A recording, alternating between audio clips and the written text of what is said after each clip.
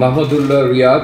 যদি আপনি সঠিকভাবে কঠোর পরিশ্রম করতে পারেন, আপনার স্কিল, আপনার ট্যালেন্ট, আপনার সামর্থ্যই যথেষ্ট। আপনাকে কোচ এবং আম্পায়ারদের সাথে বন্ধুত্ব তৈরি করার দরকার হবে না।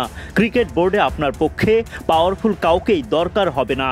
নিজের সম্পর্কে ভালো লেখার জন্য সাংবাদিকদের এন্টারটেইন করারও প্রয়োজন থাকবে না। আপনাকে যেগুলো করতে হবে, কঠোর সাধনা, সঠিক পরিকল্পনা, ফোকাস ধরে রাখা। যখন সুযোগ আসবে, বিশ্বকে আপনার স্কিল দেখিয়ে দেবেন। শুরু থেকে এখন পর্যন্ত যে কথাগুলো শুনলেন, সেগুলো লঙ্কান কিংবদন্তি কুমার সাঙ্গাকারার তরুণ ক্রিকেটারদের উদ্দেশ্যে দেয়া এক ভাষণে ঠিক এভাবেই কথাগুলো বলেন তিনি।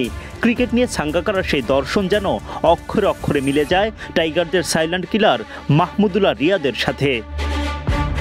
মাহমুদুল্লাহ রিয়াদের বাদ পড়ার কথা মনে পড়লে সবার আগে আসে 2023 এশিয়া কাপের দল থেকে ছিটকে পড়া, প্রায় 6 মাসের জন্য জাতীয় দলের বাইরে থাকা। কিন্তু এর আগের বছরই যে টাইগার কিংবদন্তি মিস করেন টি-20 বিশ্বকাপটাও। বাদ পড়েছেন দল থেকে। প্রেস কনফারেন্স, ইন্টারভিউ কিংবা ফেসবুক লাইভে কাউকেই এন্টারটেইন করার প্রয়োজন পড়েনি রিয়াদের। কোচের সাথে বন্ধুত্ব তৈরি করে ফায়দা তোলার চেষ্টাও করেননি। ক্রিকেট বোর্ডের পাওয়ারফুল কারও দ্বারস্থও হননি তিনি। রিয়াদ যেটা করেন বরাবরই, সৃষ্টিকর্তার প্রতি ভরসা রাখেন, সঠিক পরিকল্পনা করেন, কঠোর পরিশ্রম করেন, ফিটনেস ঠিক করে জাতীয় দলে ফিরে বিশ্বকে দেখিয়ে দেন নিজের স্কিল। 2023 ওয়ানডে বিশ্বকাপে বাংলাদেশ দলের সেরা পারফর্মার তো তিনিই ছিলেন। ভারত বিশ্বকাপে নিজের স্কিল শো দেখানো, এরপর টি-20 ফরম্যাটেও দারুণ ধারাবাহিক।